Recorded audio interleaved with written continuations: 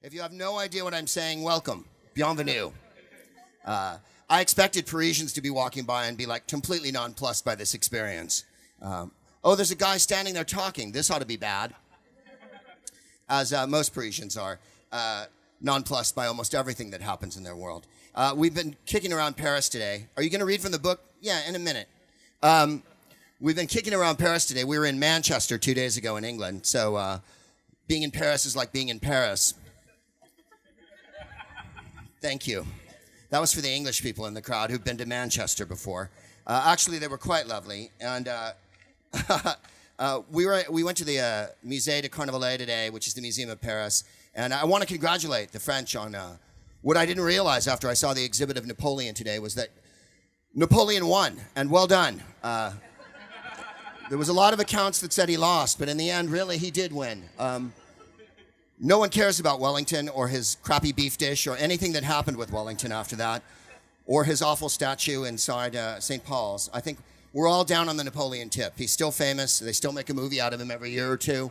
And he's still wildly more sexy than he was in real life in his depictions. And I think that's the best part of seeing the Napoleon exhibit there. Take care.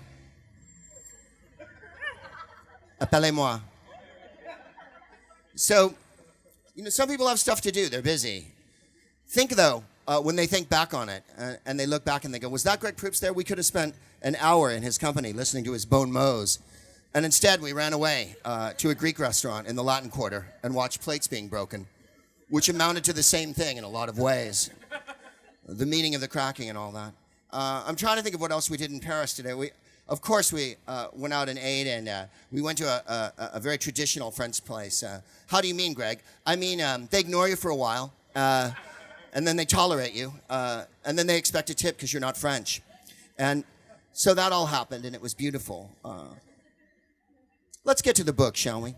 I wrote this book. It took 2 years, and I'm a comedian who does a podcast. The podcast is called The Smartest Man in the World.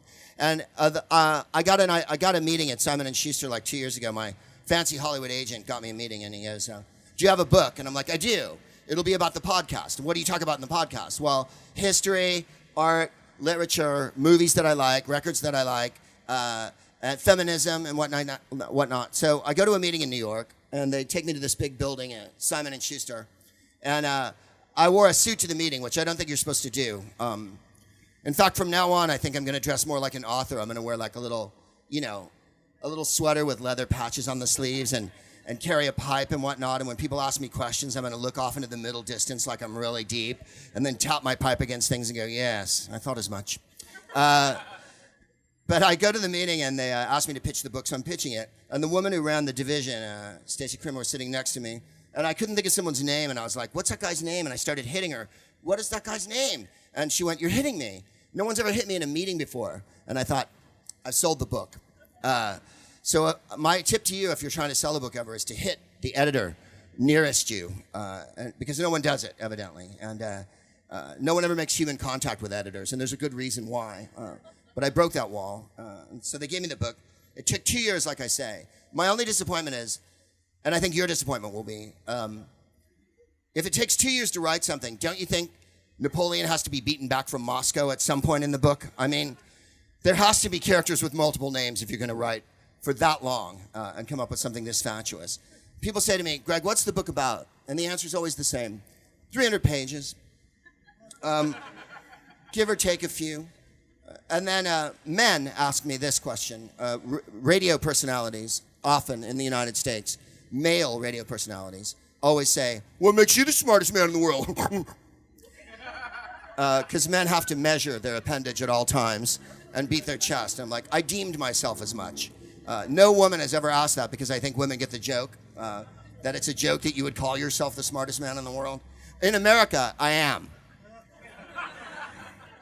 We live in a Kardashian state where I come from, and the idea that you would write a book, much less read a book, is pretty much off the deep end where I live in Hollywood.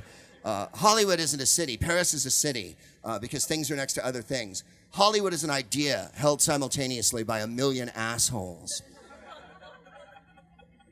And so, thank you. That's right. Oh, look, applause in Paris. What did 10cc say? One night in Paris is like a year anywhere else. And so I wanted to read you a little bit out of the book, if you don't mind. And then if you don't mind even more, we'll take a couple questions if that's cool with everybody. Because I'm desperate to see how that's going to go. They gave me a glass of wine upstairs, and normally vodka's my drink, but I haven't eaten that much today, so I feel like a Colette character. I'm a little dizzy. It's like the night they invented champagne. The book starts off telling you what's going to be in it, right?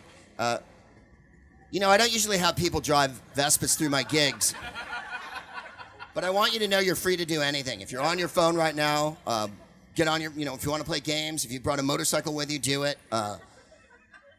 If you have weed, I don't know what the laws are here, but just go for it. That's all I'm saying. Welcome to the show. There's ancient history in the book. You know, a little bit. I mean, when I was writing it, there was a giant chapter on Caesar and a giant chapter on Alexander. They cut this back. And then I was going to do a chapter on Cleopatra too, and they're like, there's too much ancient history in the book. So we left out a woman from antiquity. Next book around, there'll be more on women from antiquity. There's movies. I picked all the movies you should watch. Let's see here. The Smartest Book has a no 3D policy. So thank you, yes. Satchel Paige is included in the book. Satchel Paige is a black baseball star from America from the era before black people were allowed to play in the major leagues in baseball. I'm not even sure how to begin to explain baseball here. Let's just say that it's a thing that we do in my country and that middle-aged men really like it. If you were a white guy from America and you were my age, you'd be like, that part's good. The rest of you, at ease. There's poetry in the book. One of my favorite quotes is included in here by Lawrence Ferlinghetti. Lawrence Ferlinghetti owns and operates City Lights bookstore in San Francisco. You're right there? Nice dismount, bro. You decided not to sit then? You're just going to lurk next to a tree? All right. Go Dick Cheney style. I love it. He came, he sat down, then he got up, flipped the chair over, and now he's hiding behind a tree, and we can all see him still anyway. Evidently, he thinks he has a Klingon cloaking shield, but he doesn't. I feel like City Lights is the cousin bookstore to this one here, Shakespeare and Company, because Mr. Whitman and Mr. Ferlinghetti were good mates. And Lawrence Ferlinghetti, the poet, says, poetry is the shortest distance between two humans. And that's why I put it in the book. There's a lot of poetry in. Which poems did you choose and how, Greg? Thank you for asking. I wanted to do different poems, but Simon & Schuster wouldn't pay for them. So all of the poems in the book are in public domain. So it's Edgar Allan Poe and Shakespeare and Ovid and Emily Dickinson. We didn't do too bad. We made it. I don't